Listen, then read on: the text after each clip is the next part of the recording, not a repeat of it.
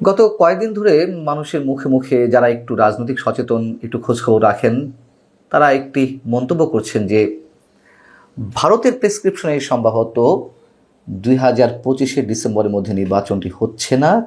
ভারত চায় নির্বাচনটি যেন 2026-এর May June পর্যন্ত গড়িয়ে যাক। বিষয়টি কি? ব্যাখ্যা তো অবশ্যই আছে।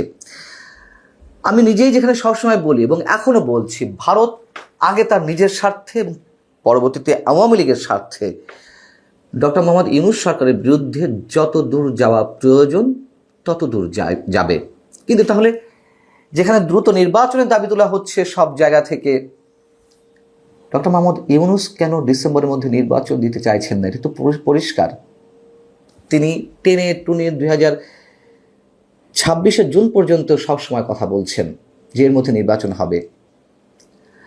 তাহলে কি আমরা যা ভাবি, আমরা যা চিন্তা করছি, আমাদের মনের মধ্যে যে প্রশ্নগুলো উঠছে যে এই সরকারের পেছনের শক্তিটা আসলে কে, শক্তি যে আসলে কে, আমাদের যে সব হিসাব নিকাশ তা অনেক সময় উল্টে যেতেও পারে, আমাদের যা ভাবনার বাইরে তা অনেক সময় ঘটতেও পারে, অস্বাভাবিক কিছু নয়।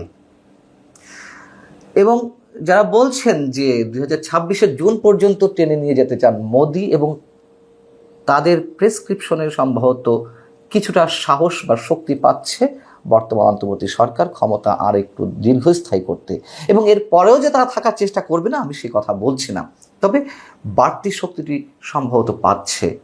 এবং এই ধরনের গুঞ্জনে পানি ঢেলে দেওয়া নয়, তা বরং আরও খানিকটা উস্কে দিয়েছেন খোদ পশ্চিমবঙ্গের মুখ্যমন্ত্রী মমতা ব্যানার্জি।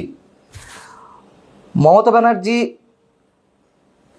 গত বুধবার যে বক্তব্য দিয়েছেন ভারতের ওয়াকফ বিল নিয়ে, আপনারা জানেন যে সেখানে এক ধরনের সাম্প্রতিক দাঙ্গাই সৃষ্টি হয়েছে, সহিংসতার সৃষ্টি হয়েছে, এবং সেটির জন্য দোষ চাপিয়ে দেওয়ার চেষ্টা হচ্ছে মমতা ব্যানার্জির উপরে ভারতের কেন্দ্রীয় সরকারের পক্ষ থেকে।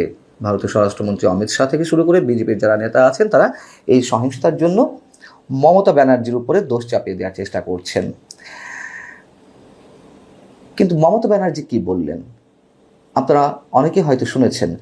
মমতা ব্যানার্জি ভারতের মুর্শিদাবাদের যে সহিংসতা, ওয়াকফ বিলকে কেন্দ্র করে মুর্শিদাবাদে এরই মধ্যে সহিংসতায় 3 জন নিহত হয়েছেন, 2 জন হিন্দু ধর্মাবলম্বী, 1 জন মুসলমান ধর্মাবলম্বী। তো অনেক হিন্দু ধর্মাবলম্বী মানুষরা তারা স্থানান্তরিত হয়েছেন, অন্য জেলা মালদাতে চলে গেছেন। এই পর্যায়ে মমতা ব্যানার্জি যে ভয়ঙ্কর কিছু বিস্ফোরক মন্তব্য করেছেন তা হচ্ছে এরকম যে আমাদের প্রধান উপদেষ্টাকে ইঙ্গিত করে নরেন্দ্র মোদীর উদ্দেশ্যে বলছেন যে ইউনূসের সঙ্গে গোপনে মিটিং করেছেন, চুক্তি করেছেন, করুন, তাতে দেশের ভালো হলে আমার কিছু বলার নেই। এবং তিনি একথাও বলছেন নরেন্দ্র মোদীর উদ্দেশ্যে, বাংলাদেশের পরিস্থিতি জানেন না, এত তাড়াহুড়ো কি ছিল, পশ্চিমবঙ্গ বাংলাদেশের সীমান্ত লাগোয়া রাজ্য, এবং আমরা আসলেই সত্যিই জানি না ডক্টর মোহাম্মদ ইউনূসের সঙ্গে নরেন্দ্র মোদীর গোপন কোনো কথা হয়েছে কিনা, ভারতের প্রধানমন্ত্রী তিনি বিশেষ কোনো বার্তা আমাদের প্রধান উপদেষ্টাকে দিয়েছেন কিনা যে নির্বাচনে এই বছর না করলেও সমস্যা নেই, আগামী বছর টেনে নিয়ে যান, আমরা জানি না। তবে যে গুঞ্জনগুলো শোনা যাচ্ছে এবং মমতা ব্যানার্জি যে কথাগুলো বলেছেন তার সঙ্গে খানিকটা হয়তো মিলে যায়, আমরা সমীকরণটা মেলাতে পারি। তাহলে নির্বাচন যে জুন পর্যন্ত টেনে নিয়ে যাওয়ার একটা ইচ্ছা অবশ্যই সরকারের রয়েছে, এটিও বলে রাখি যে যত দেরিতে নির্বাচন হবে তত কিন্তু আওয়ামী লীগের জন্যই ভালো হবে। আওয়ামী লীগের জনপ্রিয়তা বাড়ছে আগের চেয়ে, এটা তো চরম বাস্তবতা। কারোর কাছে এটি ভালো লাগতে পারে, কারোর কাছে এটি খারাপ লাগতে পারে। কেন বাড়ছে সেটি আমি প্রায় আমার কন্টেন্টে বলে থাকি। তো মাঝখান থেকে কী হবে, বিএনপির কপাল পুড়ছে, দিন যত যাবে আবার বিএনপি জনপ্রিয়তা নষ্ট হবে, চারিদিকে যে চাঁদাবাজি চলছে, সন্ত্রাসী কর্মকাণ্ড চলছে, সহিংসতার মতন ঘটনাও ঘটছে, অভ্যন্তরীণ যে সংঘর্ষগুলো চলছে তাতে বিএনপির জনপ্রিয়তা হ্রাস পাচ্ছে। এবং বিএনপি হয়তো চেষ্টা করছে দ্রুত নির্বাচনের, কিন্তু তারা পারছে না। কেন পারছে না, কোথায় তাদের দুর্বলতা, এই প্রশ্নটি আমি সবসময় তুলছি। তো পশ্চিমবঙ্গের মুর্শিদাবাদে ওয়াকফ বিলকে কেন্দ্র করে যে সহিংসতা ঘটনা ঘটলো, এটিও যে পরিকল্পিত সেটাও মমতা ব্যানার্জি উল্লেখ করছেন। এবং শুধু মমতা ব্যানার্জি নয়, আন্তর্জাতিক গণমাধ্যম বিবিসি বাংলাতে যে অনুসন্ধান উঠে এসেছে সেটিও তা প্রমাণ করছে। তার কারণ মুর্শিদাবাদের যে গ্রামাঞ্চলে সাম্প্রদায়িক সহিংসতার ঘটনা ঘটল, বিবিসির পক্ষ থেকে বলা হচ্ছে যে এর আগে এই ধরনের গ্রামে বা গ্রামাঞ্চল পর্যায়ে সাম্প্রদায়িক সংঘর্ষের ঘটনা ঘটেনি, সাম্প্রদায়িক দাঙ্গার ঘটনা ঘটেনি। যা কিছু ঘটেছে এর আগে তা শহরাঞ্চল অথবা শহর লাগোয়া কোনো অঞ্চলে, এবার কেন গ্রামাঞ্চলে এটি ঘটল।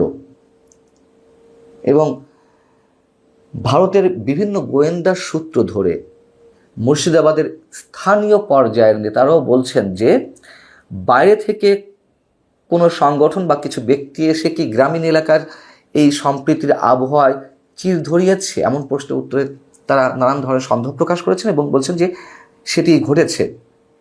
এবং ওই যে বলছিলাম যে কেন 2026-এর জুন পর্যন্ত টেনে নিয়ে যেতে চান নরেন্দ্র মোদী বাংলাদেশের নির্বাচনটিকে।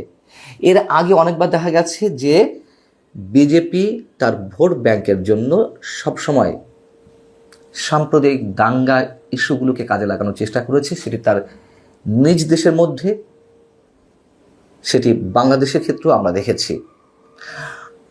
এবং সেই জায়গা থেকে মুর্শিদাবাদের এই বিষয়টিকে ক্যাশ করতে চায় বিজেপি। আগামী 2026-এর এপ্রিল মের দিকে সেখানে বিধানসভা নির্বাচন, সেই নির্বাচনে তৃণমূল কংগ্রেস মমতা ব্যানার্জির দলকে পরাজিত করতে এবং পশ্চিমবঙ্গকে দখলে নিতে বিজেপির একটা খেলা চলতে পারে। এবং বাংলাদেশে যে বিভিন্ন পর্যায়ে আমরা মৌলবাদী আস্ফালনের একটি বিষয় দেখছি, জঙ্গিবাদ মাথাচাড়া দেওয়ার একটা সুযোগ তৈরি হওয়ার ক্ষেত্র আমরা দেখছি, সেটিকে কাজে লাগাতে চায় নরেন্দ্র মোদী। তারা এক ঢিলে দুই পাখি, এটিকে ইউজ করে পশ্চিমবঙ্গের নির্বাচনের বৈতরণী তারা পার হতে চায়, আবার এটিকে আন্তর্জাতিক পর্যায়ে নিয়ে গিয়ে তারা তাদের পরিকল্পনা বা তা যেটি চাই, যেহেতু আমি বারবার বলি তাদের যে সীমান্ত রয়েছে বাংলাদেশের সঙ্গে, সেটিকে তারা কোনো অবস্থাতে অরক্ষিত রাখতে চায় না। সেই জায়গা থেকে তারা এটিকে কেন্দ্র করে যতটুকু যা করা করবে, এটি হচ্ছে বাস্তবতা। এখন আসলে খেলা কোন দিক দিয়ে চলছে আমরা ডেফিনেট করে বলতে পারি না, তবে অনেক কিছুই ধীরে ধীরে আমাদের সামনে স্পষ্ট হয় যা আমরা কখনোই কল্পনাও করতে পারি না। এখন যেহেতু এটি গুঞ্জনের মধ্যে রয়েছে, ভারতেরও একটি প্রেসক্রিপশন থাকতে পারে 2026-এর জুনের মধ্যে নির্বাচনটি নিয়ে যেতে, সেটিতে আমাদের অন্তর্বর্তী সরকার উৎসাহিত বোধ করতে পারে। আবার হাসনাত আবদুল্লাহ, জাতীয় নাগরিক পার্টির ন্যূনতম নেতা, সাবেক সমন্বয়ক, তিনি তার ফেসবুক স্ট্যাটাস দিয়েছেন একটি বৃহস্পতিবার। সেটি হচ্ছে রয়্যাল স্টেশন হেডের সঙ্গে মিটিং করে তাদের প্রেসক্রিপশন নিয়ে এসে বাংলাদেশে রাজনীতি চলবে না। রয়্যাল স্টেশন হেডের সঙ্গে কারা দেখা করেছেন সেটিও আমরা জানি না, তবে খেলা তো কিছু একটা চলছে। এবং সবশেষে একটি কথা বলে রাখি, ভারত যেভাবে সাম্প্রদায়িক কার্ড ইউজ করে বিভিন্ন নির্বাচনের ক্ষেত্রে, বাংলাদেশে যে হয় না সেটি নয়, অবশ্যই হয়। তবে বাংলাদেশের সাম্প্রদায়িক হামলা কিংবা সংখ্যালঘুদের উপরে নির্যাতন নিয়ে এটি হয়েছে, এটি অবশ্যই স্বীকার করি, কিন্তু যা না হয়েছে তার চেয়ে যে শত সহস্র গুণ বাড়িয়ে প্রোপাগান্ডা, গুজব ভারতের বিভিন্ন গণমাধ্যমে একের পর এক ছড়ানো হয়েছে। বাংলাদেশের গণমাধ্যম কিন্তু, হতে পারে বাংলাদেশের গণমাধ্যম